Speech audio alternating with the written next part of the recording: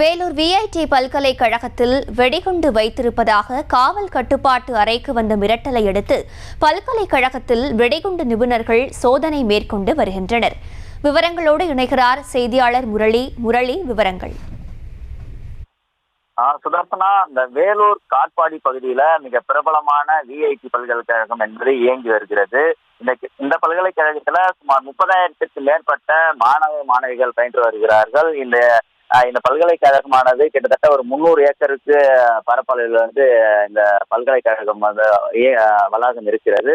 இந்த நிலையில் இன்று வேலூர் விஐடி பல்கலைக்கழகத்திற்கு இந்த மர்ம நபர்கள் வெடிகுண்டு மிரட்டல் விடுத்திருக்கிறார்கள். இந்த வெடிகுண்டு மிரட்டல் என்பது அந்த போலீசாரின் கட்டுப்பாட்டு எண்ணிற்கும் தொடர்பு கொண்டும், அதே போன்று விஐடி பல்கலைக்கழகத்தின் இமெயிலில் தனிப்பட்ட முறையிலும் மர்ம நபர்கள் மிரட்டல் விடுத்து அந்த மெயில் அனுப்பியும் மிரட்டல் விடுத்து இருப்பதாக தெரிகிறது.